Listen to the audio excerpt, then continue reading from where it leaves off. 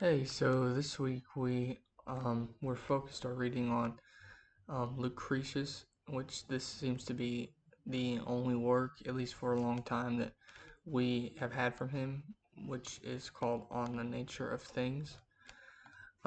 This book focuses on some ideas like atoms, human condition, and cosmology. There's kind of some subtle reincarnation ideas, I think, throughout this book. This idea of that this state we were in before our birth, and how if we recall it, how we recall this state. If you try to think about, um, a time before you were born, obviously, all of us don't have memories of a state like that, and Lucretius kind of refers to this being the same as um, the time after death, and how we should view it, in the sense that we cannot recall our lives before death, or before birth, so why should we fear death? A bit of a critique from me is I feel like this is a bit of a logical jump. Um, I mean, we're comparing birth and death, which I can understand that, these are just ideas that is part of the human condition, but that just because we can't remember what what was before we were, then are we able to jump to say that we shouldn't have a fear of death? And this is coming from, obviously, he's a little more, um, a little less religious. Kind of doesn't use God or gods to explain a lot of things. His idea of God or these gods is way different than what we would use. Kind of saying, these ideas, everything consists of body and void. Everything consists of atoms, continual motion, unpredictability, um, and some early, I would say, early Darwinism kind of ideas, in the sense of um, almost evolution. Um, but a couple of the core concepts in this, um, or these works, is death and the soul, just like a lot of these things that we have been reading. Lucretius kind of has this idea of absence for death. He says death brings an absence. We usually think of all the things that we will lose, or all the things we will leave behind, but his idea is that death brings an absence of desire itself. So instead of losing all the things that we desire, we will lose desire, and to shift our focus from, instead of losing physical things, or relations with others, or whatnot, what we leave behind, it's that we will lose these desires themselves. To me, I immediately try to think of all these things through a biblical lens, and biblically, losing desire, and for us, ultimately joining the Lord is what we look forward to. Um, it's kind of not having to fight these temptations that we face now, or that these worldly things. So I can kind of understand this way of looking at death, as losing desire itself. I don't know what you would necessarily look forward to if you don't believe in an afterlife, which is what I gather Lucretius here kind of believes. But he does say that um, the fear of death must kind of be overcome to obtain this idea of true happiness. For me, I think of 1 John chapter 2, verse 15 through 17 says, "Do not love the world, nor the things in the world. If anyone loves the world, the love of the Father is not in him. For all that is in the world, the lust of the flesh, the lust of the eyes, the boastful pride of life." So you can see these kind of desires we were just talking about, is not from the Father, but is of the world. The world is passing away, but it also lusts. But the one who does the will of God lives forever. So I do agree with this idea of not being afraid of death to kind of obtain this true happiness, or peace, or whatever we would call it.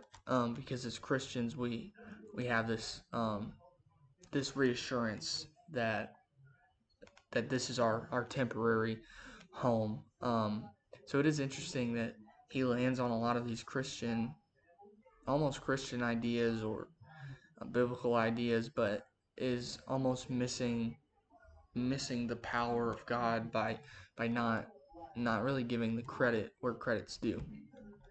He also talks about the soul and separates spirit and mind, saying that the mind is located in the chest, which makes me think of a kind of a biblical heart or flesh correlation, maybe.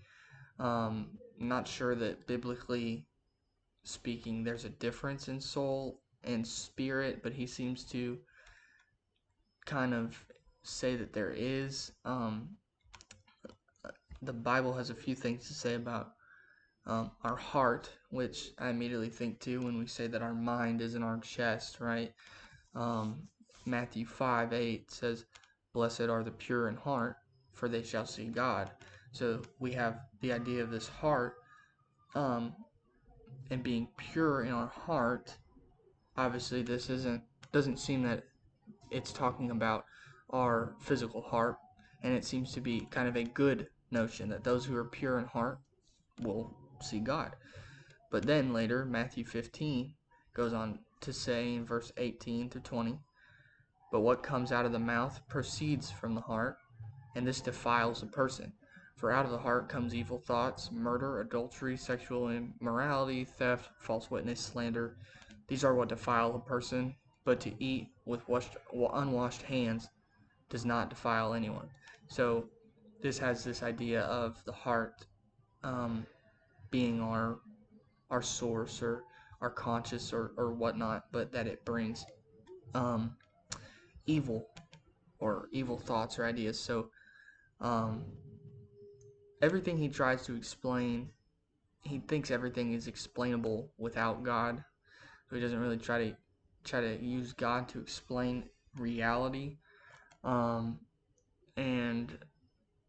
so these ideas that are almost biblical but differ a little bit. He also, despite trying to not use God to explain things, he kind of idolizes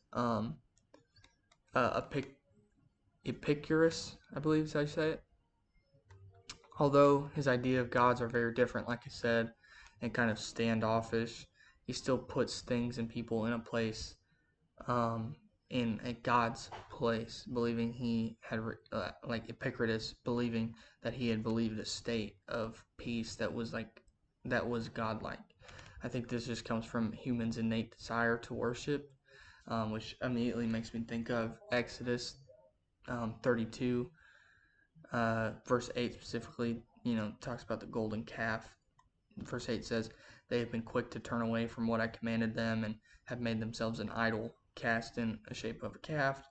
They bow down to it and sacrifice to it and have said, 'These are your gods, Israel, who brought you out of Egypt.'" So this design to worship that God has instilled in us, which also comes from 2 Timothy chapter 3, verse 2 says, "People will be lovers of themselves, lovers of money, boastful, proud, abusive, disobedient to their parents, ungrateful, unholy." So this idea that we're naturally evil, or that we seek something to worship, and this is saying that we will be lovers of something. A couple of questions I have is this idea of separating spirit and mind something we should retain, or is our spirit and mind one thing, like what we might refer to as our soul or our spirit? He seems to separate some of these ideas, but are these the same thing to us? Or my next question is, do we always end up at God? No matter what we try to explain, is there unexplainable things in reality that can't be answered without God? So, thank you.